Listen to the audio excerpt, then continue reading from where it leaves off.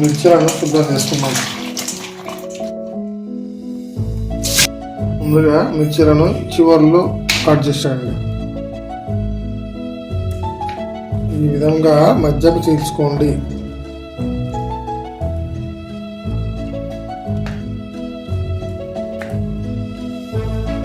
ముందుగా 2 కప్పుల శనగపిండి తీసుకొని కలుపుకుందాం.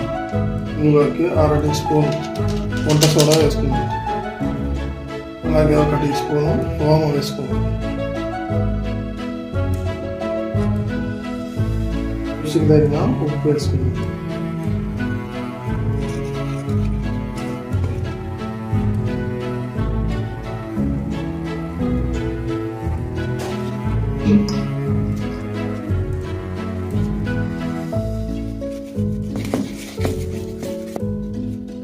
మరి లూజ్ కాకుండా మిర్చి కంటే విధంగా ఈ విధంగా కలుపుకోవాలి. ముందుగా నానబెట్టి పెట్టుకున్న చింతపండు గుజ్జులో కొంచెం సాల్ట్, కొంచెం జీలకర్ర వేసుకొని కలుపుకోవాలి.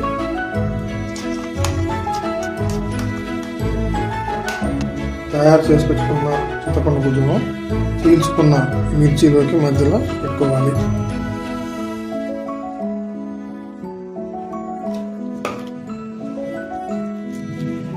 ముందుగా స్టవ్ వెలిగించి చిన్న కడాయి పెట్టుకోవాలి.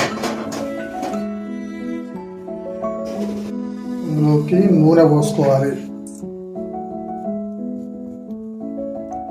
నూనె వేడెక్కిందో లేదో చూద్దాం. ఓకే, వేడెక్కింది.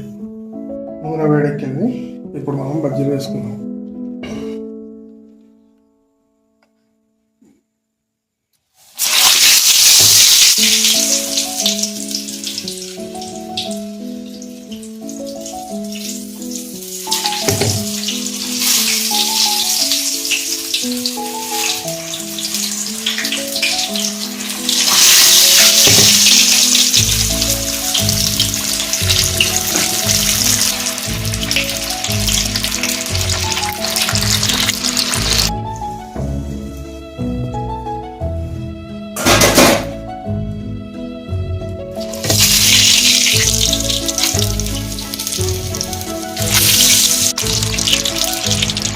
మెత్తగా బజ్జీలు రెడీ అయ్యాయి. దీంట్లోకి స్టఫ్ తయారు.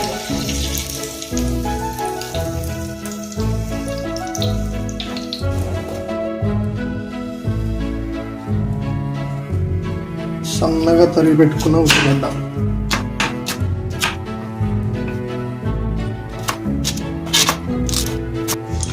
వేయించి పెట్టుకున్న పల్లీలు,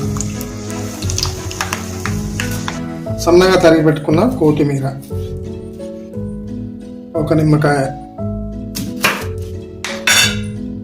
ఈ విధంగా మిర్చి నిలువుగా కట్ చేసుకొని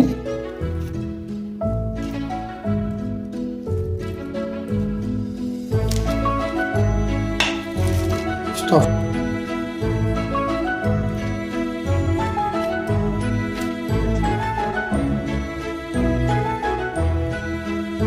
ఇలా స్టఫ్ పెట్టుకొని నిమ్మకాయ పిండుకొని తింటే చాలా బాగుంటుంది. కూడా ఈ విధంగా తయారు చేసుకొని వర్షం పడేటప్పుడు తింటుంటే చాలా రుచిగా, చాలా అద్భుతంగా ఉంటుంది. వీడియో మీకు నచ్చినట్టయితే లైక్ చేసి, సబ్స్క్రైబ్ చేసి నా ఛానల్ని సపోర్ట్ చేయండి. Thank you.